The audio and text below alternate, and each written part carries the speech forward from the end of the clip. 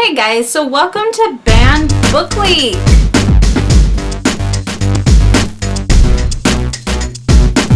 So this week we usually celebrate Banned Book Week, where during Banned Book Week we like to focus on books that have been banned from high school reading lists or middle school, junior high reading lists due to their content.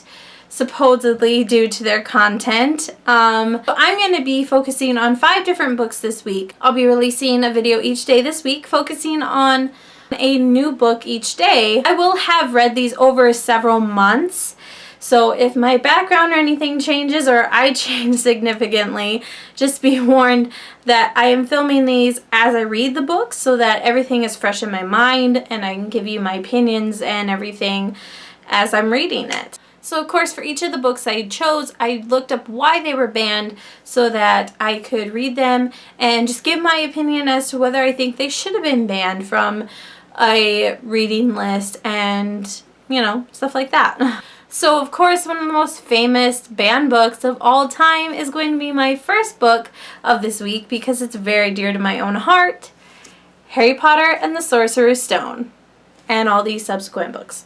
Of course, if you don't know, Harry Potter is about the boy wizard who comes into his own throughout the series, and you get so many good adventures, and yes, there's magic, and I mean, if you haven't watched my channel before, it's the basis for pretty much everything I do.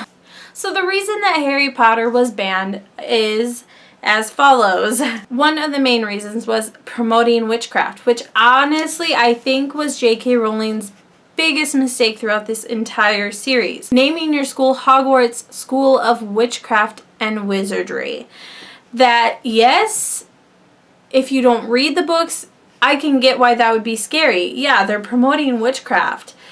But if you were to actually read the books, like, I think if you put together a banned book list, you should have to read all the books that you want to put on that book list so that you know for a fact what is in there and what is not. Of course, my opinion on this is very strong. If a child can read Chronicles of Narnia, they should be able to read Harry Potter. Because, yes, there is magic. There is magic in Narnia. And I know it's a different kind of magic. There are good and evil magic. And, of course, in Harry Potter, there is good magic and there is dark magic. And they touch on that. And J.K. Rowling is very specific about dark magic is bad.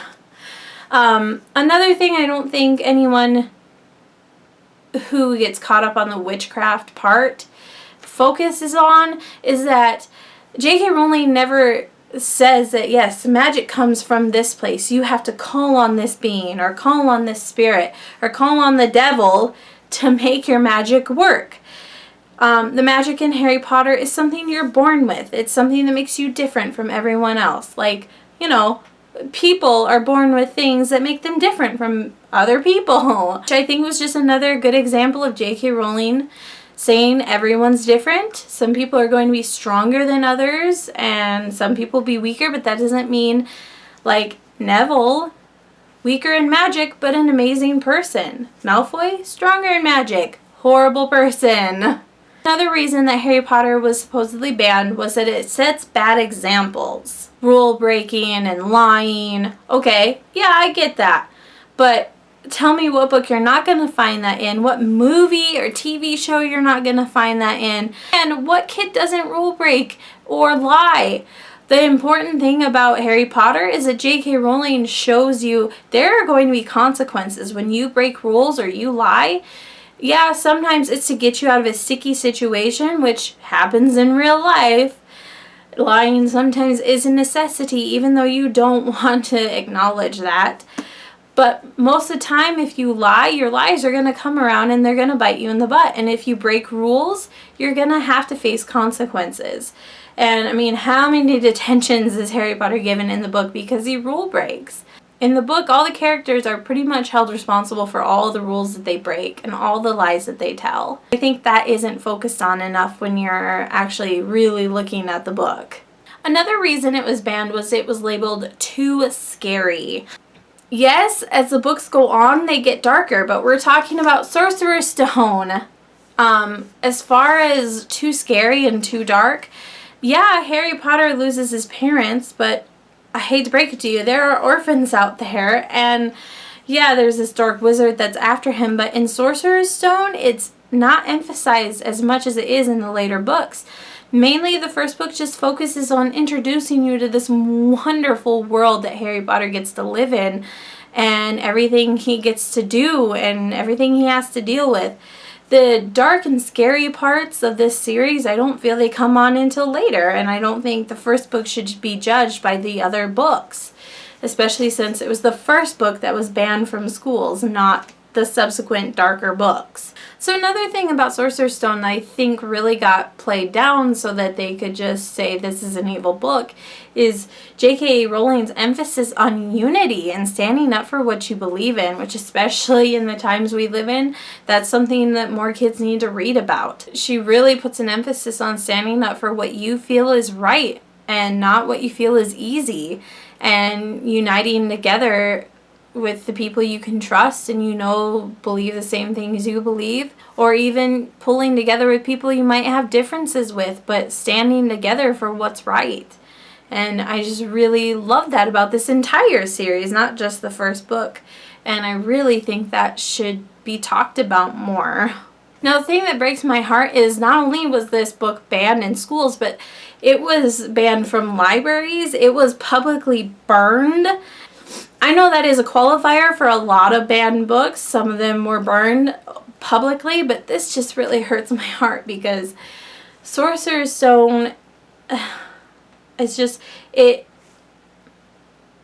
what began everything, and everything that changed my life. And every time I open that first book and I read that first sentence, it's like sinking into a warm bath at the end of a long day. It's so refreshing. It's like, here I go into this world again, and I get to relive all this stuff, and it's just, it is a book with a few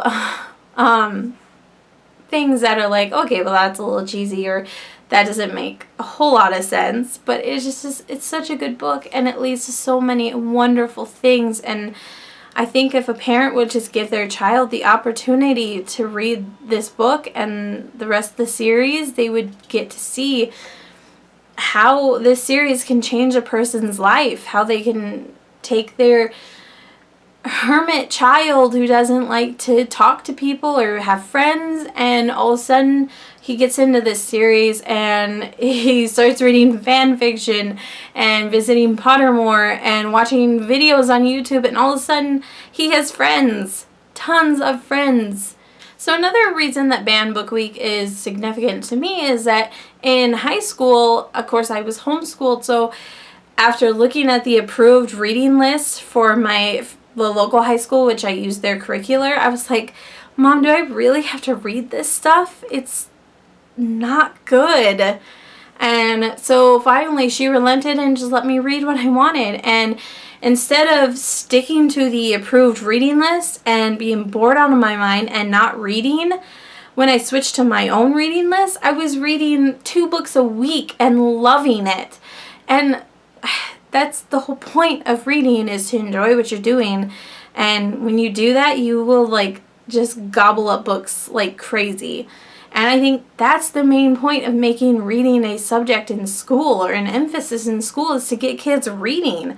Because not enough kids read anymore, or adults. Another thing I wanted to look at is the books that were on the approved reading list, because I did my research. And a couple of books that are on there, such as Watership Down, it's a good book. I loved it, but it's incredibly violent.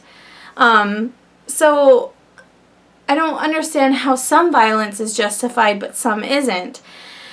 And I know Watership Down has its own lessons, but I don't think they're as potent lessons as some of the other books that I read in high school. Another one was Hitchhiker's Guide to the Galaxy is on the approved reading list. And again, I haven't read the books. I like the movie. I hear the books are great. But there is sex and drugs and violence and all kinds of things in those books, and they're on the approved reading list. So I don't understand how a book like Hitchhiker's Guide to the Galaxy can be approved and Harry Potter and the Sorcerer's Stone can be banned. It doesn't make any sense to me. Again, I'm not putting down Hitchhiker's Guide to the Galaxy. Awesome stuff. Just saying, it doesn't make a whole lot of sense to me. Alright guys, thank you so much for watching. Look forward to another banned book tomorrow and my take on it. Thank you guys so much. I love you and I will see you later.